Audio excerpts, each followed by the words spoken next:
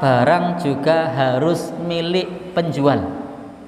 Jadi barang yang dijual harus milik penjual. Atau kalau tidak milik penjual, dia orang yang diizinkan untuk menjual. Jadi barang itu milik penjual atau dia diizinkan untuk menjual.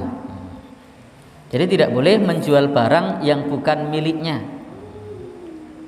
Ada seorang calo tanah misalnya membuat transaksi jual beli dengan pihak ketiga tanpa mendapatkan izin dari pemilik tanah sebelumnya, tanpa konsultasi terlebih dulu sama yang punya tanah, maka ini tidak boleh. Kenapa? Karena dia statusnya bukan pemilik barang, harus pemilik barang atau orang yang diizinkan untuk menjual.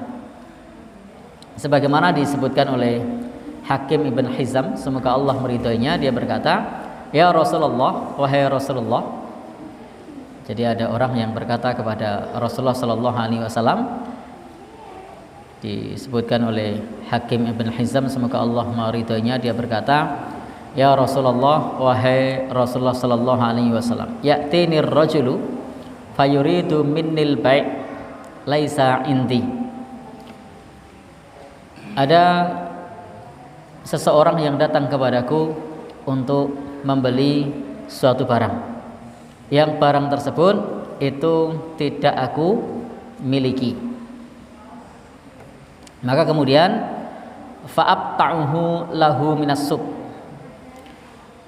Jadi dia mengatakan afa'abta'uhu, apakah boleh kalau aku menjualnya kemudian aku membeli barang yang diinginkan dari pasar. Jadi dia belum punya barangnya, dia sudah menjual, maka ini tidak boleh. Maka jual beli ini dilarang oleh Nabi Shallallahu Alaihi Wasallam. Sebagaimana di sini disebutkan, wahai Rasulullah, seseorang datang kepadaku untuk membeli barang dan barang tersebut tidak aku miliki, apakah boleh aku menjualnya? Kemudian aku membeli barang yang diinginkan dari pasar. Maka jawab Nabi Shallallahu Alaihi Wasallam, la tapi ma laisa indak. Jangan engkau jual barang yang belum engkau miliki. Jadi kita tidak boleh menjual barang yang belum dimiliki. Lebih baik jujur saja, barang itu saat ini saya tidak ada, nanti saya carikan, kalau ada barangnya monggo silahkan beli. Jangan sampai kita menjanjikan sesuatu ternyata di pasaran pun tidak ada. Gimana Pak, barang ini ada enggak? Oh ada, padahal tidak punya. Lalu setelah itu kemudian muter-muter ke sana kemari nyari barang, dapat baru dijual. Nah ini tidak sesuai dengan tuntunan Islam, karena ini ada ketidakjelasan pula. Dia sudah mengatakan ada, begitu dicari ternyata barangnya tidak ada. Kadangkala ada tetapi spesifikasinya tidak sama. Kadang-kadang mereknya beda, tidak seperti yang diinginkan.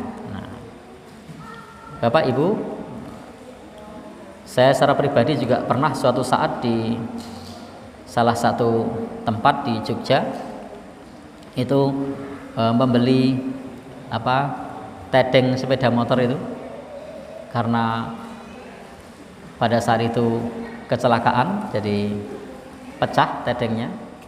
Lalu kita cari di tempat yang di situ ada onderdil sepeda motor, banyak di situ. Ketika saya tanyakan, Pak, gadah tedeng itu nih merek ini? Oh ada. Ditunggu Pak nggih. Saya ambil hanya di gudang. Saya sudah tunggu setengah jam itu. Ternyata bapaknya setengah jam kemudian datang, barangnya habis Pak. Nah, ternyata dia tidak punya barang. Dia nanya-nanya ke toko-toko sebelahnya, punya enggak barang yang dimaksud. Mestinya dia jujur saja, saya tidak ada barangnya. Bagaimana kalau bapak saya bantu mencarikan barangnya? Nanti kalau dapat bisa terjadi transaksi jual beli, kalau enggak dapat saya enggak bisa bantu. Itu lebih nyaman daripada kemudian mengatakan saya punya barangnya. Begitu sudah muter-muter pasar, nanya-nanya, barangnya tidak ada, lalu kemudian mengatakan maaf, di gudang lagi kosong.